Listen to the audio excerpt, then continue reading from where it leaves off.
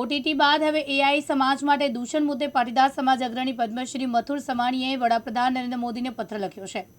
AI દ્વારા generate થયેલી અશ્લીલ અને આપત્તિજનક વિડીયો પ્રસારિત કરતી યુટ્યુબ ચેનલો વિરુદ્ધ કાર્યવાહી કરવાની માંગણી કરી છે। પત્રમાં ઉલ્લેખ કર્યો છે કે કેટલીક યુટ્યુબ ચેનલ ઉપર અશ્લીલ અને અભદ્ર ભાષાવાળા વિડીયો અપલોડ કરવામાં આવે છે। આ ઉપરાંત તેમણે લખ્યું છે કે વડાપ્રધાનના પણ કેટલાક કાલ્પનિક પાત્રો ઊભા કરીને આપત્તિજનક રીતે તેને દર્શાવવામાં આવ્યા છે।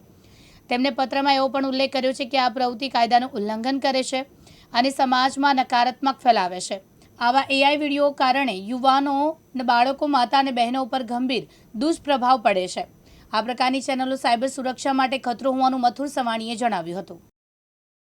એઆઈ ને લઈને મથુરભાઈ સવાણીએ દેશના વડાપ્રધાન નરેન્દ્ર મોદીને પત્ર લખ્યો છે। આપણી સાથે મથુરભાઈ છે, આપણે એમની સાથે વાત કરીશું। જે કેવા પ્રકારનો પત્ર વડાપ્રધાનને લખવામાં આવ્યો?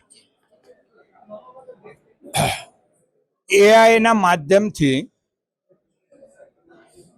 સામાન્ય માણસથી પ્રધાનમંત્રી સુધીના પાત્રો ઊભા કરવામાં આવે છે અને એ પાત્રોનો જે સંવાદ છે એ અમારા દેશમાં કભી માન્ય ન હોય।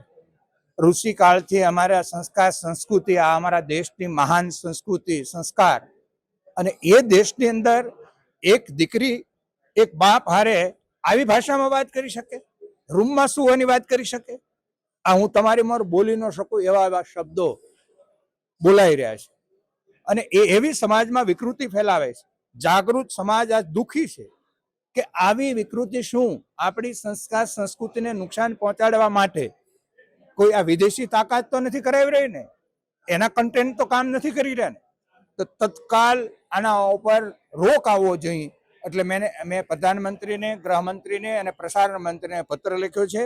આ અતિ ગંભીર બાબત છે, વહેલી તકે સરકારે આની ઉપર કામ કરવું જોઈએ। મથુરભાઈ, વાત કરવામાં આવે ભારતની સંસ્કૃતિમાં કેટલું યોગ્ય છે આવા પ્રકારના કન્ટેન્ટ? આવા બિલકુલ યોગ્ય નથી, બિલકુલ યોગ્ય નથી, કદી આ સ્વીકારી ન શકાય। એ લોકોની ભાવના, લોકોએ કીધું કે આ વાત પ્રધાનમંત્રી સુધી પહોંચવી જોઈએ એટલે મેં પત્ર લખ્યો છે।